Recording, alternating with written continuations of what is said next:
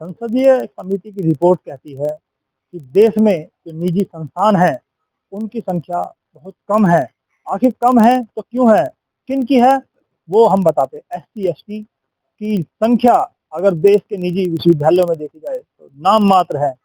आखिर अब ये सवाल उठता है, ये सरकार की नाकामी है या फिर सिस्टम की? इसी वक्त हमारे साथ छात्र मौजूद हैं, हम उनसे बात करेंगे आखिर ऐसा क्यों? यूजीसी के नियमों पर क्या कहेंगे? क्या नाम है आपका? नमस्कार, मेरा नाम मनीष सिन्हा। को जोड़ते हैं, सोलंकी की हत्या हो जाती है, आखिर ऐसा क्यों? बिल्कुल देखो, जैसा है कि हम सभी जानते हैं, इस देश में कहने के लिए तो हम स्वतंत्र हैं, सब समान है, लेकिन जब हम ग्राउंड रिपोर्ट पर देखते हैं तो ऐसा कुछ भी नहीं दिखता। हमेशा दलितों के साथ उत्पीड़न मिलता है। किसी भी इंसान के साथ किसी भी तरह का शारीरिक मानसिक उत्पीड़न हमेशा देखने को मिलता ही रहता है, जिसके लिए सिस्टम को दिन प्रतिदिन ऐसी चीजों को देख कर एक कानून लाने की आवश्यकता होती है, जो कि करती भी है। अब यूजीसी के बारे में मेरा व्यक्तिगत मानना ये है कि जो विरोध कर रहा है कहीं ना कहीं वो भी अपना बचाव कर रहा है, और जो विरोध नहीं कर रहा है कहीं ना कहीं वो भी अपना बचाव कर रहा है। सब अपने अपने फेवर में ही सब चीज सोचते हैं। तो इसमें जो एक कानून है, इसके एक ठोस मानक तय होने चाहिए जो दोनों पक्ष के लिए बराबर का हक रखते हैं। क्योंकि कभी कभी ऐसा भी हो सकता है कि मेरी किसी से व्यक्तिगत दुश्मनी है और मैं इसका नाजायज फायदा उठाते हुए आगे कंप्लेन कर देता हूँ, जबकि लोग निर्दोष हैं, सामान्य वर्ग वाले, तो वहां पे उन्हें नुकसान भी झेलना पड़ सकता है। और दूसरा पक्ष फिर ये भी है कि जो सामान्य श्रेणी के लोग इसका विरोध कर रहे हैं, उसमें अब इसका विरोध कर रहे हैं तो क्या उनके मन में ऐसी विडंबनाएं हैं कि हम इनका शोषण करते ही रहें? तो दोनों तरह के पक्ष हैं अपनी अपनी जगह। दोनों, अगर हम पॉजिटिव है, सकारात्मक हैं, तो अपनी हिसाब से इसका अच्छा सोच सकते हैं। लेकिन मेरा व्यक्तिगत यही है राय कि अभी इस जो कानून पास हुआ है, इसका और अच्छे मानक तय करने की आवश्यकता है। धन्यवाद। क्या कहेंगे आज इस कानून को लेकर? ये कानून सही है और इस कानून में मुझे तो लगता नहीं कि कोई भी इसमें खामियां है, क्योंकि सुप्रीम कोर्ट के तत्वाधान में ये कमेटी यूजीसी ने गठित करी है और इसमें बहुत सारे ऐसे मुद्दे पाए गए हैं जो एसटी, एससी, ओबीसी के खिलाफ उनके जो भेदभाव को दर्शा रहे हैं। इसलिए यूजीसी ने यह नियम बनाया। और रही बात उसकी कि जो इसका मिसयूज होगा, देखो कोई भी नियम बनता है 2-4% तो मिसयूज होता है, परंतु अब मान लो जब वो हमारा प्रतिनिधित्व करने वाले निजी संस्थानों में है ही नहीं, तो अभद्रता या शोषण तो हमारा ही होगा। जो जनरल लोग हैं उनका प्रतिनिधित्व पूरा है और किसी भी केस की स्टडी भी वही करेंगे। मुझे नहीं लगता कि वो किसी को अनजाने में फंसा दें, ऐसा नहीं हो सकता। और जो कानून है ये सॉलिड कानून है और इस कानून के जरिए एससी, एसटी, ओबीसी छात्रों का यूनिवर्सिटी स्तर पर जो है शोषण रुकेगा। और कुछ जो लोग हैं या जो छात्र हैं, जनरल छात्र हैं यूजीसी स्तर के, वो ये सोचते हैं इस कानून का दुरुपयोग होगा। बस आप इतने डरवे क्यों हो? दुरुपयोग होगा किस तरीके से होगा? जैसे मान लो कोई जनरल लड़का है और वो ऐसी लड़की को प्रपोज करता है, मान लो, हाँ, और वो इस बेस को बनाकर उस पर कोई कार्रवाई ना करा जाए। भाई यदि आप इतने भयभीत क्यों हो? या इसका मतलब ये है आप भयभीत इसलिए हो आपने पहले शोषण करा है, खूब अपने साथियों का करा है, तो आप लोगों को डरना नहीं चाहिए। आप उन्हें भी पढ़ने दें और खुद भी पढ़ें और शोषण के जो अपने दिमाग में गंदी मानसिकता है उसे निकाल दें। शोषण की आपने बात की, किस तरीके का शोषण? शोषण जैसे रोहित वेमुला है, बिल्कुल जग जाहिर है, सब सर्वविदित है कि उसको फंसाया गया और उसके साथ शोषण हुआ उस छात्र का। और वो रिसर्च स्कॉलर था और पढ़ने में बहुत अच्छा था, कितने मेडल उसने जीत रखे थे यूनिवर्सिटी लेवल पर, लेकिन उसे विशेष परिस्थितियों में फंसाया गया जिससे वो मानसिक दबाव नहीं झेल सके और उसको हॉस्टल से भी निकाल दिया गया। ताड़ित होकर मृत्यु का रास्ता चुना। उन्हें लगता था कि मेरा भविष्य, मेरा कैरियर सब खत्म हो चुका है। क्या निजी संस्थानों में आज भी भेदभाव देखने को मिलता है? हाँ जी, बिल्कुल देखने को मिलता है। कई केस ऐसे हैं, अभी जो इस सोलंकी केस है, उसमें भी ऐसा ही हुआ है। जैसे लक्ष्मण यादव है प्रोफेसर, दिल्ली यूनिवर्सिटी से उन्हें भी निकाल दिया। भाई अभिव्यक्ति की स्वतंत्रता है, अपना बात रखना जैसे मैं रख रहा हूँ, ये मेरे व्यक्तिगत विचार है। जो भाई उन्होंने अपना व्यक्तित्व रखा, अपने मत रखा, लेकिन कुछ लोगों को उन्हें अच्छा नहीं लगा और उन्हें अपनी नौकरी से हाथ धोना पड़ा। ये शोषण ही तो है, इसे और क्या कहेंगे। तो मेरे कहने का मतलब है, जो यूजीसी ने नियम बनाया है वो बिल्कुल ठीक है, इससे शोषण रुकेगा। इसे किसी भी पक्ष को घबराने की जरूरत नहीं है। भाई डर डर किस बात का। मान लो कोई यदि कोई फरियाद लेकर चाहता है, और तो मुख्यतः क्या चीज है, यदि हम फरियाद लेके जा रहे हैं, SC ST OBC के प्रोफेसर तो मिलेंगे नहीं, मिला तो इक्का दुक्का मिलेगा, जनरल ही उसकी जांच करेंगे, तो फंसाने का तो कोई मतलब ही नहीं है। तो आप लगभग यूनिवर्सिटी में सबसे ज्यादा जनरल के प्रोफेसर हैं, जनरल के ही VC हैं। तो आप जो लोग इतने दावी क्यों, जब आपके लोग तो पहले प्रतिनिधित्व में इतने सारे वहाँ इकट्ठा हैं कि इस कानून का दुरुपयोग हो जाएगा, क्यों हो जाएगा? क्यों हो जाएगा, सही बात है। क्या नाम है जी आप? मेरा अजय नाम है। क्या कहेंगे इसको लेकर, जो यूजीसी के नियम बने हैं, एक आया है, सुनने में आया है, कानून जो बना है, क्या कहेंगे इस कानून?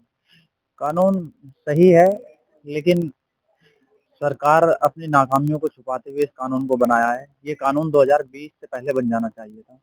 और कानून की बात करें तो इसमें सबसे पहले मैं बात करूंगा समता समिति जो गठित की गई है इसमें यूजीसी की तरफ से। इसमें कहा गया है संस्थान के पदेन प्रमुख अध्यक्ष होंगे, जो अध्यक्ष होंगे पदेन जैसे VC होंगे वो अध्यक्ष होंगे।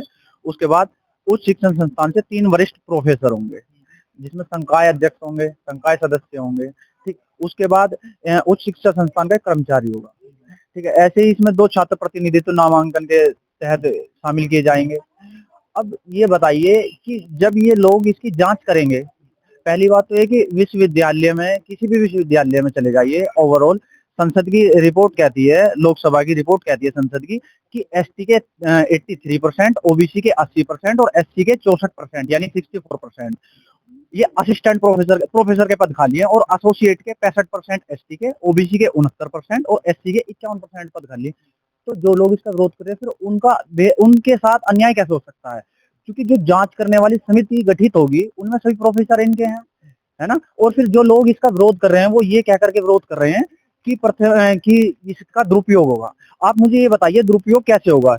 ये इसका क्या बोलते हैं, इस कानून का जो इन्होंने बनाया है, इसमें 13 का जो कानून 13 इसका क्लोज 6 खंड 6 कहता है कि पीड़ित व्यक्ति के पास घटना की सूचना समता हेल्पलाइन नंबर पर देने का विकल्प होगा। ठीक है, उसमें हेल्पलाइन पर सूचना प्रथम दृष्टि अगर दंड है तो पुलिस अधिकारी को सूचना दी जाएगी। प्रथम दृष्टि ये तो न्यायालय भी करता है भाई। अगर प्रथम दृष्टि कोई घटना मतलब एक क्रिमिनल घटना है तो फिर अदालत भी तो यही करता है कि इसको जेल भेज दीजिए प्रथम दृष्टि, फिर उसके बाद जांच कीजिएगा। अब समिति इसका जांच करेगी, प्रथम दृष्टि उसको पाया गया है कि वो दंड है, तो फिर पुलिस अधिकारी को उसकी सूचना देने में क्या गलत है फिर? और फिर दूसरी बात, यदि आपको ये कानून गलत लग रहा है तो SC अनुसूचित जाति आयोग, राष्ट्रीय अनुसूचित जाति आयोग, राष्ट्रीय अनुसूचित जनजाति आयोग, राष्ट्रीय पिछड़ा वर्ग आयोग, फिर वो भी गलत है, क्योंकि उनमें भी तो यही प्रावधान है कि एक अध्यक्ष होगा, 3 सदस्य होंगे और एक उपाध्यक्ष होगा, ये मिलकर कार्य करेंगे। अगर किसी SC ST OBC के खिलाफ कोई मामला बनता है उसकी जांच करेंगे, प्रथम दृष्टि अगर पाया जाता तो उसे पुलिस को सूचना देंगे, कोई भेदभाव के पीड़ित व्यक्ति पाया जाता उसके प्रति। अब इसमें क्या गलत है? ये लोग जो विरोध कर रहे हैं कि ये गलत है, इससे शोषण होगा, कोई शोषण नहीं होगा। सबसे बड़ी समस्या है कि हम लोग जागरूक नहीं है। क्योंकि आप ये देखिएगा कि 70 साल से हमें 77वां गणतंत्र दिवस हमने मनाया है इस बार। ऐसा क्या कारण है कि 87% सीट खाली है, 65% सीट असिस्टेंट प्रोफेसर की खाली है? क्या कारण है? या तो आपकी मानसिकता ये है कि इनको एक अलग ही रखना है, बिल्कुल इनको आने ही नहीं देना उच्च शिक्षा में। और फिर जिस सरकार का हम समर्थन करते हैं उस सरकार ने ही बिल बनाया, और बिल भी एक 2017 से चली आ रही घटना के आधार पर बनाया। संसदीय समिति ने उस पर व्यापक चर्चा की है, कोई 2-4 लोगों ने मिलकर, किसी ऐसे आदमी ने, अरे गहरे ने तो मिलकर बिल नहीं बनाया। संसदीय समिति ने जांच की, सुप्रीम कोर्ट आना पड़ा। संसदीय समिति की जो गठित समिति है उसमें 1500 से ज्यादा मामले देखे गए कि जहां शोषण हुआ, मार पिटाई हुई, लेकिन वो शिकायतें दर्ज हुई, उसका कितना निवारण हो पाया, अभी वो लंबित है। देखिए, यही तो मुद्दा है जो मैं कह रहा हूँ कि यूजीसी भी इसमें विफल है।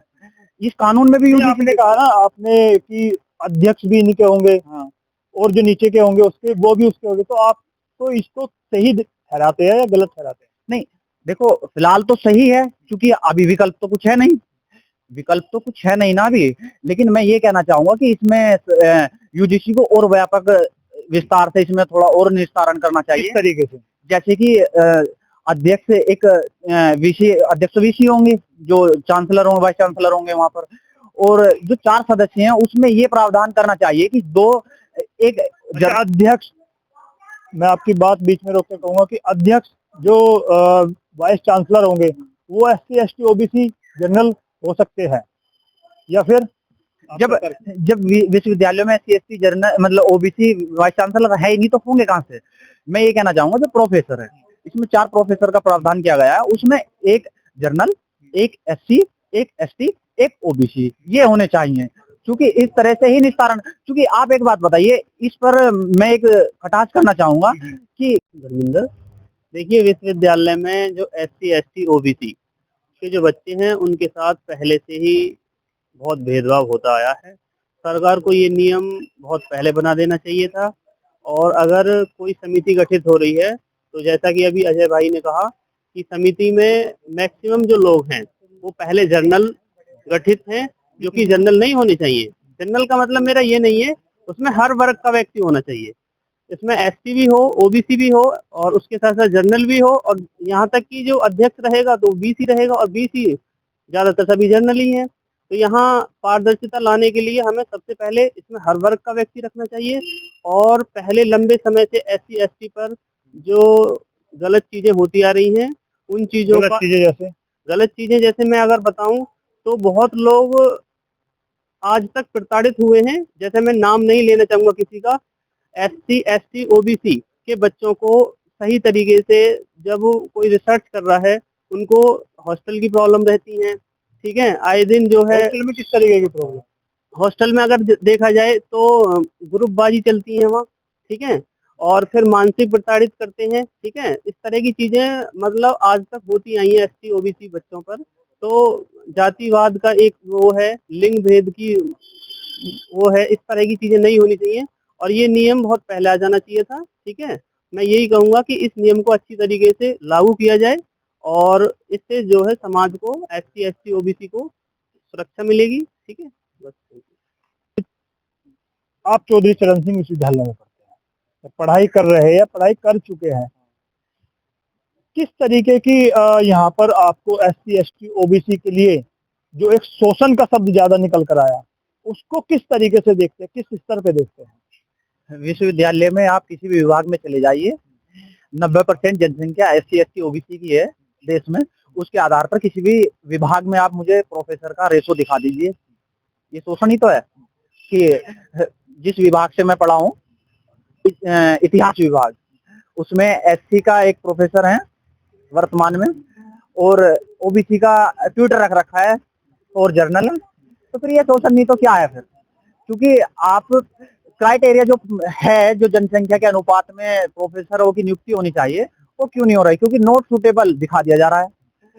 इसका एक कारण मैं जैसे भी पहले कहा है मैंने कि समिति में एक जर्नल सदस्य, एक एससी सदस्य, एक ओबीसी सदस्य, एक एसटी सदस्य, ऐसे सदस्य मतलब शामिल होने। लेकिन जब उनका जो अध्यक्ष रहेगा वो जनरल कैटेगरी से रहेगा तो सर्वमान्य तो चीजें उनकी रहेगी, फिर नहीं, बहुमत के आधार पर निर्णय होना चाहिए ना।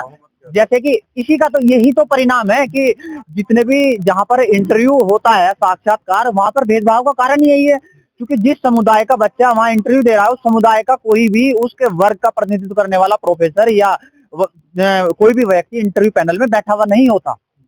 क्योंकि टीना डोबी को देख लीजिएगा आप, उन्होंने मेंस में कितना टॉप किया है और इंटरव्यू में नंबर देख लीजिएगा। तो तब तक चीजें नहीं सुधरेगी, भेदभाव खत्म नहीं होगा। जरूरी है भेदभाव खत्म करना अगर हमें विश्व गुरु बनना है तो। क्योंकि एक 90% आबादी को अगर आप दबा कर रखोगे तो कहां से विकास करोगे? क्योंकि उनमें मजदूर वर्ग भी आएगा निकल कर, और तुम्हारा इंजीनियर भी निकलेंगे, आईएएस भी निकलेंगे, आईएफएस भी निकलेंगे, आईआरएस भी निकलेंगे, प्रोफेसर भी निकलेंगे, और वाइस चांसलर भी बनेंगे, वो वैज्ञानिक भी बनेंगे, वो आईआईटी संस्थाओं में जाएंगे, वो विदेशों में अपना प्रतिनिधित्व करेंगे देश का। अगर आप इन चीजों को दबाकर रहोगे तो देश कहाँ से तरक्की करेगा। और विश्वविद्यालयों में बहुत ज्यादा भेदभाव है। आप देखिएगा इतिहास चौधरी चरण सिंह विश्वविद्यालय में कोई भी एक भी मुझे अब तक मेरे संज्ञान में नहीं है कि कोई vice chancellor SC ST OBC आया हो, कोई नहीं आया। क्या हमारा मतलब प्रतिनिधित्व ही खत्म हो चुका है? ये एक बहुत बड़ी साजिश है कि चाहते हैं कि हम लोग ही शासन करें और सत्ता पर काबिज रहें। ऐसे थोड़ी ना विकास होगा। विकास के लिए सभी को समान अवसर देने चाहिए। आर्टिकल 14, 15, 16 जिनकी वो लोग दुहाई दे रहे हैं, विधि के समक्ष समता, विधि के समान संरक्षण कहता क्या है? जिनके पास कुछ नहीं हो सभी तो अवसर देंगे।